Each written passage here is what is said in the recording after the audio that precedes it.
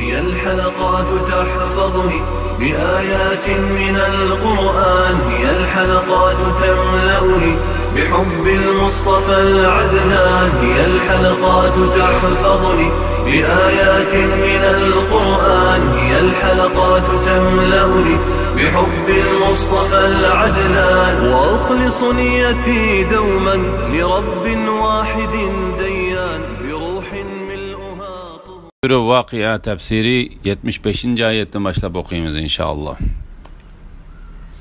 Bismillah, elhamdülillah ve salatu ve selamu ala Resulillah. Esselamu aleyküm ve rahmetullahi ve berekatuhu. Tüvende diktanlığa İbn Kathir rahimahullah'ın Kur'an-ı Kerim tefsiri Uygurca tercümesi Vakıa suresi 75. ayetten başlayıp okuyayım inşallah.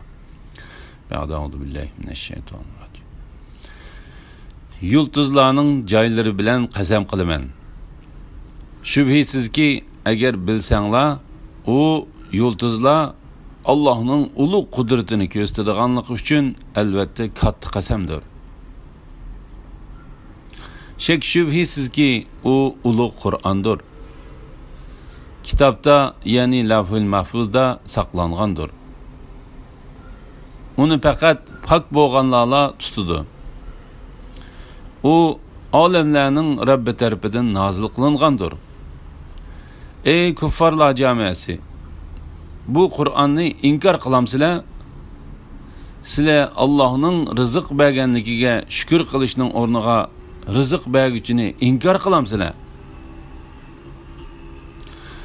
Qur'onning kattaligi uchun Alloh taolaning qasam qilganligi to'g'risida. Yulduzlarning o'rinlari bilan qasam qilamanki, ey mushriklar, sizlar gumon qilgandek Qur'on sehr yoki palxo'rlik emas. Balki u ulug' Qur'ondir. Yulduzlarning joylari bilan qasam qilaman. Mujohid bu oyat haqida mundaq deydi. Yulduzlarning osmondagi o'rinlari bilan qasam qilaman. Bu ayet yulduzlarning chiqadigan joylari bilan qasam qilaman deb tafsir qilingan. Shubhisizki agar bilsanglar, u yulduzlar Allohning ulug' qudratini ko'rsatadiganligi uchun albatta katta qasamdir. Ya'ni men qilgan bu qasam albatta katta bir qasamdir. Agar uning kattaligini bilsanglar, Qur'onni albatta ulug'laytinglar. Shak shubhisizki u ulug' Qur'ondir. Ya'ni Muhammad alayhissalomga nozil qilingan bu Qur'on albatta ulug' bir kitobdir. Kitobda, ya'ni Lavhul Mahfuzda saqlangandir. Ya'ni bu ulug' kitob Lavhul Mahfuzda saqlangan kitobdir. Uni faqat pok bo'lganlar tutadi. Bu ayet haqida İbn Jarir, İbn Abbasning mundaq deganligini rivoyat qiladi. Osmondagi Lavhul Mahfuz degan kitobni faqat pok bo'lganlar tutadi. Avfimu İbn Abbasning mundaq deganligini rivoyat qiladi. U kitobni faqat farishtalar tutadi.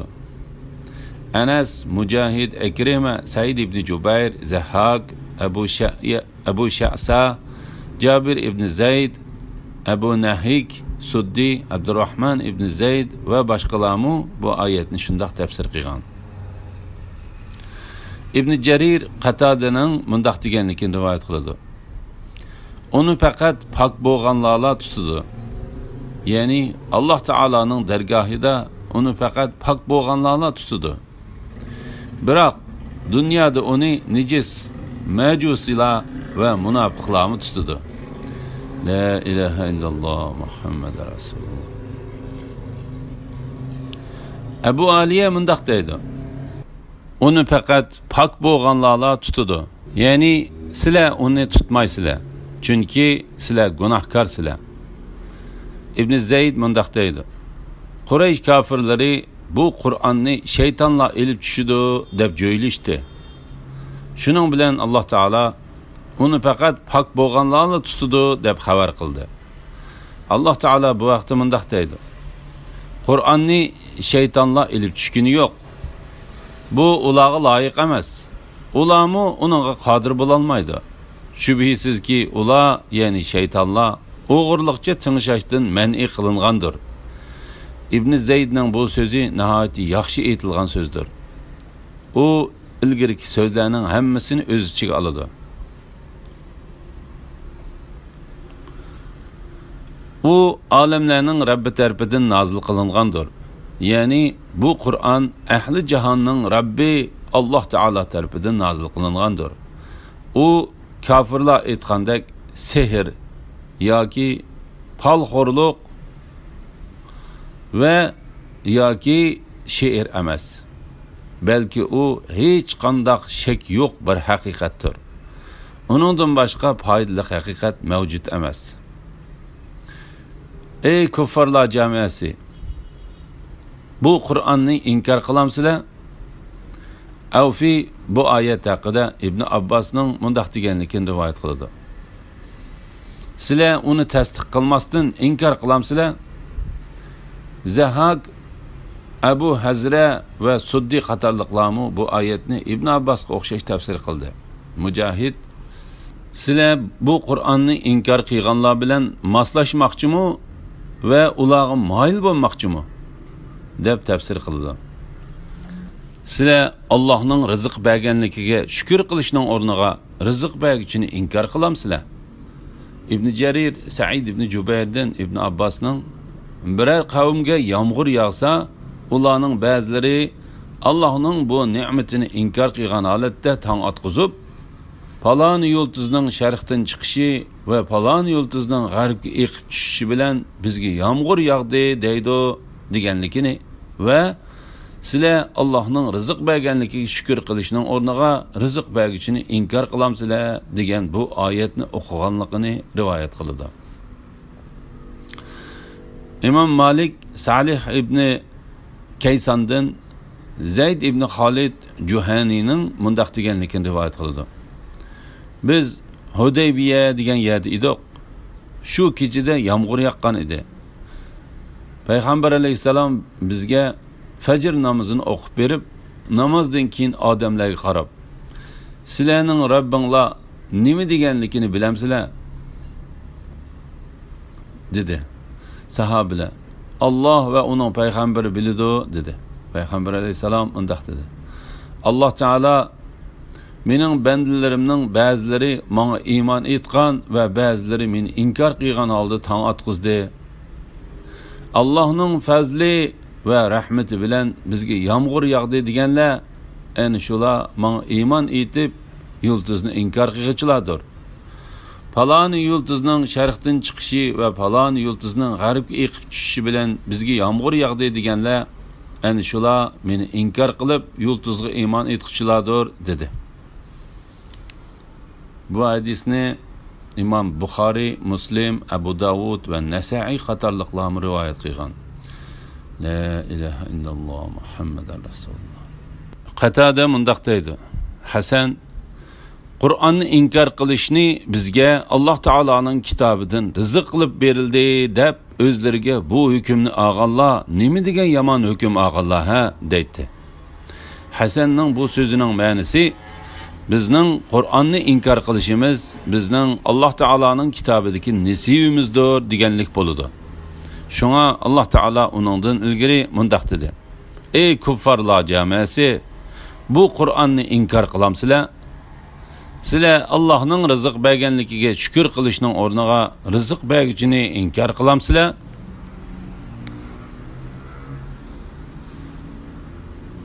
Jon halqumiga yetgan chaqda sakratdagi kishiga qarab tursizlar. Biz ilmimiz va qudratimiz bilan uningga sizlardan yaqinmiz. Lekin sizlar uni ko'rmaysizlar. Ya'ni bilmaysizlar. Agar sizlar gumon qilgandek amalinglarga qarab jazoga tortilmaydigan bo'lsanglar, nimishqa uni, ya'ni u meyitning jinini badaniga qaytarmaysizlar? Agar so'zinglarda rostchil bo'lsanglar. Jon halqumiga yetganda uni qaytarishning bo'lmaydiganligi hisob ilindiganlikning dalili ekanligi to'g'risida. Jon halqumiga yetgan chaqda sakrat kishiga qarab tursizlar. Ya'ni o'lguchi sakratga tushgan chaqda sizlar uningga va u sakratni tortayotgan jafo mushaqqatga qarab tursizlar. Alloh taolo bu vaqtda mundaq deydi: rostla jon halqumiga yetganda bu kasalga kim iloj qila oladi deyiladi. Sakratda yotgan odam bu dunyodan ayrilish ekanligini jazman biladi. Sakratning qattiqligidan pochoq kirib ketadi. Bu kunda haydab beriladigan joy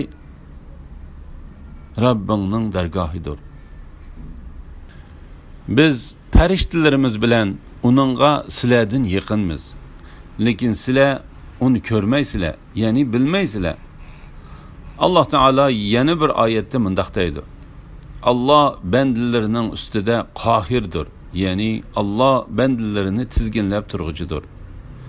U sizlarga saqlovchi farishtalarni, ya'ni qilgan etganini xotirlab turadigan farishtalarni avatidir. Biringlarga o'lim kelsa, uni bizning farishtalarimiz qabziroq qiladi. Ular Allohning amrini o'rlashda beparvolik qilmaydi. Ondan ular, ya'ni bandalar haq hukm qilg'uchi egisi Allohning dargohiga qaytariladi. Qiyomat kuni hukm qilish yolg'iz Allohga xosdir. Allah eng tez hisob olg'uchidir. Agar sizlar gumon qilgandek amalinglarga qarab jazoga tortilmaydigan bo'lsanglar, nimishqa uni, ya'ni halqumga yetgan bu jonni ilgiriki o'rniga, badandagi joyiga qaytarmaysizlar?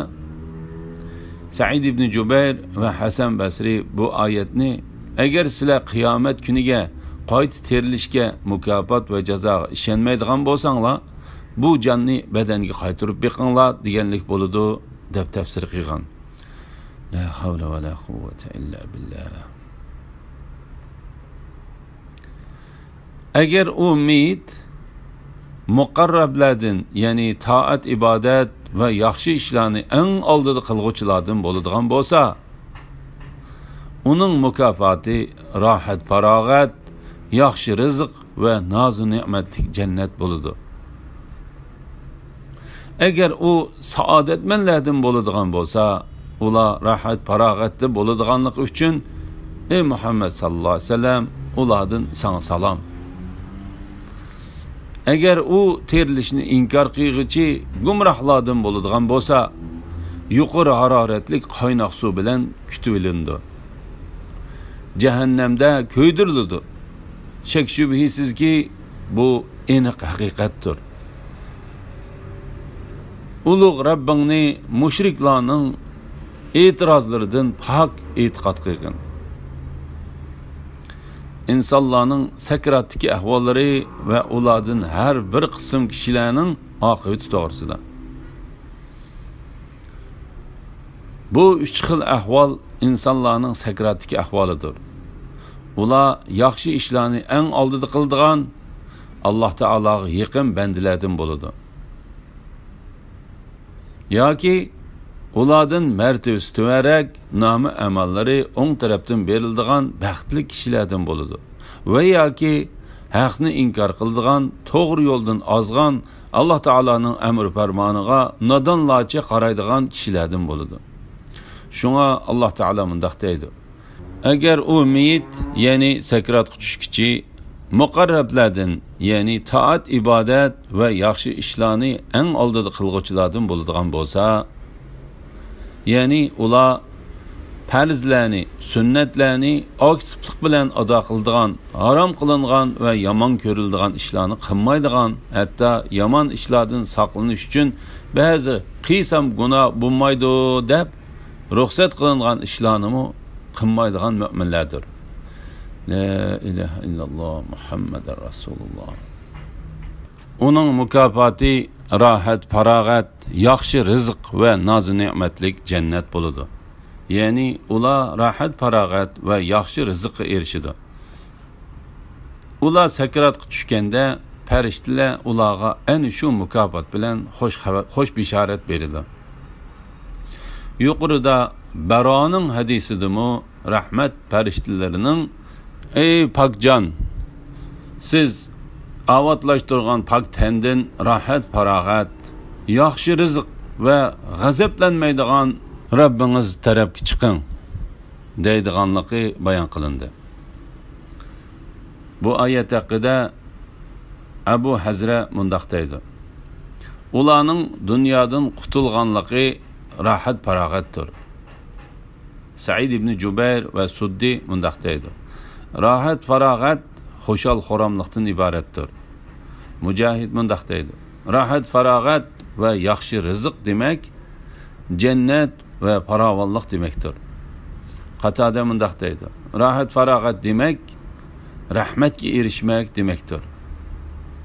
La ilaha illalloh Muhammad rasululloh. Yuqorida aytilgan bu so'zlarning ma'nolarining hammasi bir-biriga yaqin va to'g'ridir. Agar bir odam Alloh taologa yaqin banda bo'lgan holatda vafot bo'lsa, u rahmat, rohat, farog'at, xo'shal xo'ramlik va yaxshi rizq qatorliqlarning hammasiga erishadi. La ilaha illalloh Muhammad rasululloh. Abu Aliya mundaq deydi: Alloh taologa yaqin bandalarning biri dunyodan ayrilish oldida uningga jannatning rayhon daraxidan bir tal shox keltirilib, ondan uning jini shu shoxga qabzroq qilindi. Muhammad ibn Ka'b mundaq deydi: har inson uning jannat ahlidan yoki dovzax ahlidan ekanligi bilinmagicha o'lmaydi. Imom Muslim payg'ambar alayhisalomning mundaq deganligini rivoyat qiladi: shak shubhisizki shahidlarning jonlari yeshil qushlarning po'konlarida bo'ladi. Jannatning bog'chilarida xohlagan joyga uchib boradi. Ondan arshga esilgan chiroqlarga qo'nadi. Imom Ahmad Ato ibn Sa'ibning mundaq deganligini rivoyat qiladi: men Abdurrahman ibn Abu Layla bilan tunji tanishgan kunimda uni chach saqili oqirib ketgan mo'yspit holatda bir eshakning ustida ko'rgan edim. U bir jinoza tavutiga agishib ketyotdi. Uningdan mundaq bir hadisni angladim. Payg'ambar alayhisalom: kim Alloh taolo bilan uchrashishni yaxshi ko'rsa, Alloh taolami uning bilan uchrashishni yaxshi ko'radi. Kim Alloh taolo bilan uchrashishni yomon ko'rsa, Alloh taolami uning bilan uchrashishni yomon ko'rdi debdi. Shuning bilan sahobalar yig'lab ketibdi. Payg'ambar alayhisalom: "Nimishqa yig'laysizlar?" debdi. Ular: "Biz o'limni yomon ko'ramiz" debdi. Payg'ambar alayhisalom mundaq debdi: "U undaq deganlik emas, lekin o'limni sakratga tushganda yomon ko'rsa shundaq bo'ladi. Agar u miyit muqarrablardan, ya'ni taat, ibodat va yaxshi ishlarni eng oldida qilguvchilardan bo'ladigan bo'lsa, uning mukofoti rohat, farog'at, yaxshi rizq va noz ne'matli jannat bo'ladi. Agar Alloh taologa yaqin bu bandiga o'lim bilan xush xabar berilsa, g'olib va buyuk Alloh bilan uchrashadiganligidan so'yinib ketadi. G'olib va buyuk Allohmu uning bilan uchrashishni eng yaxshi ko'radi." La ilaha illalloh Muhammad rasululloh. Agar u terilishni inkor qilg'ichi gumrohlardan bo'ladigan bo'lsa, yuqori haroratli qaynoq suv bilan kutib olindi. Jahannamda ko'ydirildi. Agar bu bandiga o'limdan xush xabar berilsa, u Alloh taolo bilan uchrashishni yomon ko'rdi. Alloh taolami uning bilan uchrashishni eng yomon ko'rdi. Agar u saodatmanlardan bo'ladigan bo'lsa, ular rahat farog'atda bo'lganligi uchun ey Muhammad sallallohu alayhi vasallam, ulardan sana salom. Ya'ni agar sakratga tushkichi nomi ahmollari o'ng tarafdan beriladigan baxtlik mu'minlardan bo'ladigan bo'lsa, farishtalar ularga ana shunda xush xabar berdi. Farishtalardan biri sakratga tushkichiga: "Sana amonlik bo'lsin. Hech qisi yo'q. Sen amonlik tarafga ketyapsan. Sen nomi amallari o'ng tarafdan beriladigan baxtlik kishsan" deydi. La La ilahe illallah Muhammeden Resulullah. Ekrime mundaq deydi. Periştiler onunla salam berdi ve onun namı emelleri on taraftan berildiğin baxtli kişilerden işkenligini onunla xabar qiladi. Ekrime'nin bu tefsiri nahayet yaxşı kılıngan tefsirdir. O Allah Teala'nın tövendeki ayetinin manisiga uygundur. Şübhisiz ki Rabbimiz Allah'dır degenler ondan doğru yolda bolganlarga periştiler düşüp korkmanglar, gam qilmanglar. Sizlarga va'da qilingan cennet üçün xoşal bolinglar. Biz dünyada, ahirette sizlarning dostinglarmiz. Biz dünyada, ahirette sizlarning dostlaringlarmiz. Cennette sizlar üçün ko'nglinglar taqan narsalarning hammasi ve tilgan narsalarning hammasi bor. Ular nahayeti mağfiret qilg'uchi, nahayeti mehribon Allah tarafidan berilgan ziyofatdir deydi. La ilahe illallah Muhammeden Resulullah. İmam Bukhari mundaq deydi. Sana salam, yani senin namı amelleri on taraftan berildiğin kişilerden bolganlığın üçün sana salam berildi. Eğer o terilishni inkar qilg'ichi gumrohlardan bo'ladigan bo'lsa, yuqori haroratli qaynoq suv bilan kutib ilindi. Cehennemde köydirildi. Yani eğer sakratga tushkichi haqni inkar qiladigan, to'g'ri yo'ldan ozgan kishilardan bo'lsa, qo'saqlari, uchay bag'rini va terilarini eritib tashlaydigan eng yuqori haroratli qaynoq suv bilan kutib ilindi. Cehennemde köydirildi. Yani onun bütün a'zolari devzaqqa cho'ktirildi. Şek şübhisiz ki bu aniq haqiqatdir. Yani şek şübhisiz ki bu xabar hech qandaq shak bo'lmagan, hech kim qechib qutulolmaydigan bir haqiqatdir. Ulug' Rabbingni mushriklarning e'tirozlaridan pok e'tiqod qilgan. İmam Tirmizi ve Nesai Cabir'den Peygamber Aleyhisselam'ın mundaq deganligini rivayet qiladi. Kim büyük Allah'ını barliq nuqsonlardan pak deb yod qilaman ve onunğa hamd sana aytaman desa, onunğa cennette bir tüp xorma daraxt tikildi. İmam Bukhari Abu Hureyre'den Peygamber Aleyhisselam'ın mundaq deganligini rivayet qiladi. Tilga yengil, taroziga ig'ir, mehribon Allah Teala'ga söyümlük bo'lgan ikki söz bor. Ular Allah'ni barliq nuqsonlardan pak deb bilib, Allah'a hamd sana etish ve büyük Allah'ni barliq nuqsonlardan pak deb yod etishdan iboratdir. Bu hadisni İmam Muslim, Tirmizi, Nesai ve İbn Majah qatorliqlarmu rivoyat qilgan. Elhamdülillah. Şunun bilen Sure Vaqia'nın tefsiri tügidi. Cemi hamd sanalar ve medhiyeler Allah Teala'ga mensuptur.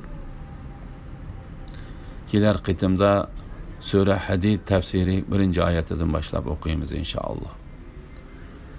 Ve sallallahu ala Muhammed ve ala alihi ve sahbihi ecma'in. Esselamu aleyküm ve rahmetullahi ve berekatuhu.